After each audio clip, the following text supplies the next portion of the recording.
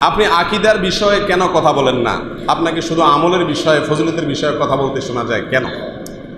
এটা একটা কমন প্রশ্ন এবং শত শত হাজার হাজার মানুষ আমাকে এই প্রশ্ন করে থাকেন। কখনো এই প্রশ্নের উত্তর পরিপূর্ণরূপে দেওয়া হয়নি।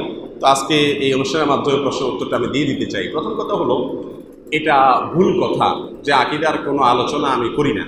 আসলে আমি সবসময় চেষ্টা করি আলোচনা করার সময় এমন কিছু কথা বলার বা এমন বিষয়ে কথা বলার যে বিষয়ে সচরাচর বলা হয় নাই, না বলা কথাগুলোকে আমি বলার চেষ্টা করি। যে কথাগুলো আলহামদুলিল্লাহ অনেকেই বলেছেন এবং প্রচুর পরিমাণে বলা হচ্ছে, সে বিষয়ে আমি আর বলতে চেষ্টা করি না।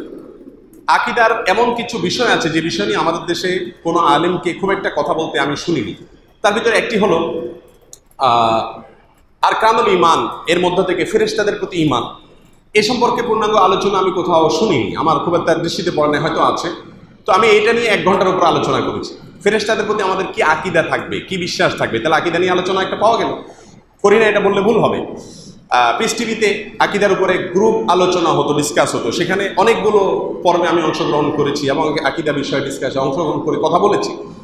এরপরে আসি, হিজবুত তাওহীদ একটা সম্প্রদায় রয়েছে আমাদের দেশে, আপনারা জানেন। এদের আকীদা এবং বিশ্বাস অত্যন্ত ভয়াবহ এবং একজন ইমানদারের জন্য অত্যন্ত বড় ধরনের ফিতনা এই ফিরকাটি। তাদের নিয়ে আলহামদুলিল্লাহ আমার প্রায় 1 ঘন্টা ব্যাপী আলোচনা রয়েছে। হিজবুত তাওহীদের আকীদা বিশ্বাস এবং তাদের ধর্ম বিশ্বাস ইসলামের সাথে কতটুকু যায় না যায়, তাদের আকীদার উপরে আমি আলোচনা করেছি। তাহলে এটাও আকীদা একটা আলোচনা আমার ছিল। সেই সাথে আপনারা জানেন বাউলদের সম্পর্কে আমাদের দেশে আমি অনলাইনে সার্চ দিয়েছি, কোনো আলেমেরই পূর্ণাঙ্গ কোনো আলোচনা নেই বললেই চলে। আমি বাউলদের ধর্ম বিশ্বাস এবং তাদের বিকৃত যৌনাচার এই বিষয়ে প্রায় 1 ঘন্টার একটি আমার লেকচার রয়েছে। তাহলে এইভাবে বলতে গেলে আপনাকে আমি আকীদার অনেকগুলো আলোচনার শিরোনাম বলতে পারো যেগুলো ইউটিউবে আছে আলহামদুলিল্লাহ। তাহলে আকীদার বিষয়ে কথা বলি না, এটা ভুল। হ্যাঁ, এমন বিষয়ে কথা বলার চেষ্টা করি যে বিষয়ে কেউ বলেননি। এক। দ্বিতীয়ত হলো আমার আকীদা কি? আমার আকীদা হলো আহলুস সুন্নাহ ওয়াল জামাআতের আকীদা। আমার আকীদা হলো সালাফে সালেহিনের আকীদা। সালাফে সালেহিনের বিশ্বাসের বাইরে কোনো বিশ্বাসকে আমি নিরাপদ বিশ্বাস মনে করি না। এবং আকীদাতুত তাহাবিয়া হলো আমার আকীদার রেফারেন্স বুক। অতএব এত কিছুর পরেও যদি আল্লাহর কোনো বান্দা আমার আকীদা নিয়ে সন্দেহ করে, তাহলে তাকে আমি আল্লাহর হাওয়ালা করছি ইনশাআল্লাহ। এরপরে বলতে চাই যে প্রত্যেকটা বিষয়ে বিশেষজ্ঞ থাকে, প্রত্যেকটা বিষয়ের এক একজনের এক একটা সাবজেক্টে আলোচনা করতে তিনি স্বাচ্ছন্দ্য বোধ করে থাকেন।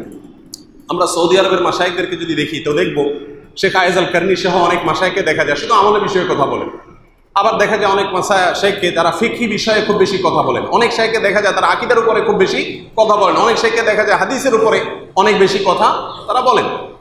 কিন্তু আমাদের দেশের সাধারণ মানুষ এক আলেমের কাছ থেকেই সবকিছু সবসময় পেতে চায়। আকীদা নিয়ে যারা পড়াশোনা করেছেন, উচ্চতর ডিগ্রি নিয়েছেন, তারা বিষয়ে কথাবার্তা বলাটা বেশি নিরাপদ। আকীদার এমন এমন কিছু বিষয় আছে যে বিষয়গুলো হাইপোথেটিক্যাল, আমি মনে করি সেগুলো শর্ট আলোচনা দিয়ে মানে সবকিছু পরিষ্কার করা সম্ভব নয়। সেগুলোর জন্য দীর্ঘ পরিসর নিয়ে আলোচনা হওয়া দরকার, লেখনী থাকা দরকার, বই পুস্তক হওয়া দরকার। সেজন্য এই সমস্ত বিষয় বা সব বিষয়ে আমি কথা বলতে চাই না এবং বলতে যাই না। এটা আমার দুর্বলতা বলতে পারেন, অজ্ঞানতা বলতে পারেন। আল্লাহ সুবহানাহু ওয়া তাআলা আমাদের সকলকে হকের উপরে, সত্যের উপরে আজীবন অটল অবিচল থাকার তৌফিক দান করুন এবং হক থেকে আমরা যেন বিচ্যুত না হই।